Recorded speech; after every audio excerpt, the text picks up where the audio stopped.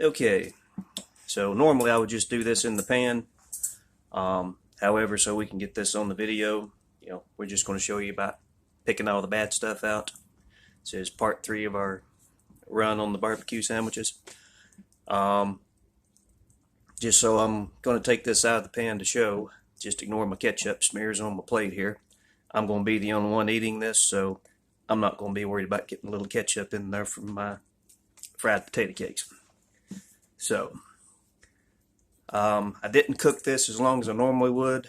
Normally, as we said, we'll just cook it in the pan. It'll start falling apart on its own. You basically just take a fork and stir it. And I mean literally just, it's one thing I hate about smooth range tops, but just stir it and it'll fall apart on its own. But to give you an idea of what you're looking at here, we'll go ahead and try to take this out. And again, because it just falls apart on its own, I'm having to do this before it cooks down too much, just so I can actually get it out of the pan. And if you remember from the last video, the tendons that we had in there, I'm trying to make sure I get all those here just so you can see them on camera. And so you know what we're looking for.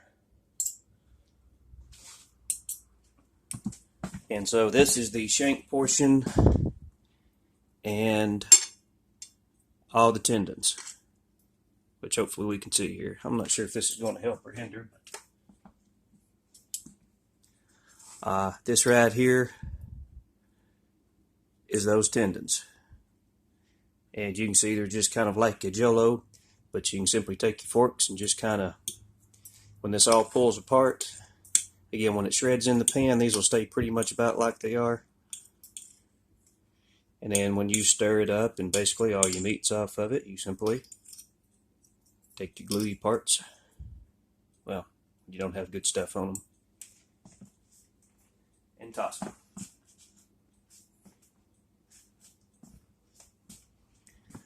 A lot of people I know, because that is just basically a gelatinous and it doesn't have a real gamey taste or anything, they don't even bother with them. Again, if this was still in the pan and I cooked it, as you can see, and this is not as much as I usually cook it, but you can see just how fall apart this stuff is. When you cook it more in the pan, there is no pulling, it just naturally shreds. As you stir, it comes apart just from the simple action of stirring. You can use a spoon if you want instead of a fork. So this is pretty much most all of the trash parts that we have. Again, you can see pretty much how easy it is to get out. The other junk pieces,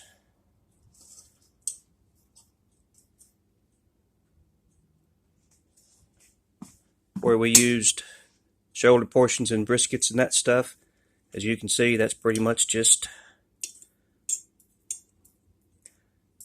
it's already come off, and just a little bit in the bottom of the pan is basically all it is. Again, this is where you simply pick it out. The biggest thing being those tendon portions. And here's our pan. And again, if we can see this, try to get a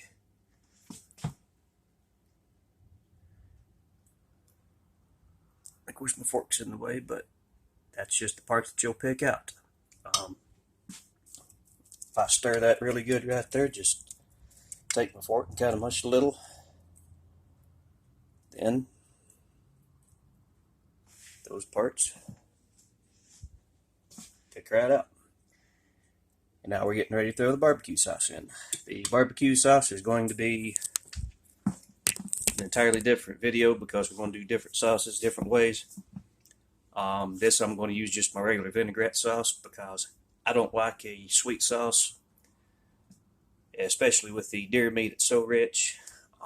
I like more of a tangy, a little bit sour, tangy, nice and spicy sauce. That's just my preference. A lot of people like sweet sauce. That's fine. But we'll make the different sauces, and then you can choose whatever you want to put in there. So I'm going to pick the last of these couple little pieces out here, put the meat back in the pan. What I don't eat.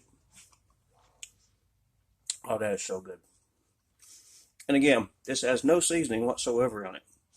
This is just pan seared. Sorry, I know screwed the top of my mouthful. Just pan seared and cooked. So no salt, even no nothing, just plain meat. And you would be amazed at how good this is. Doesn't need salt. So next video we will be doing the saucing and the special sauteed onions that we're going to use on this. Now the nice thing about the way we're going to do the sauteed onions, you can use them with a sweet sauce, a tangy sauce, a vinegar sauce, any kind of sauce you want. So we'll get into that in the next vid and go from there.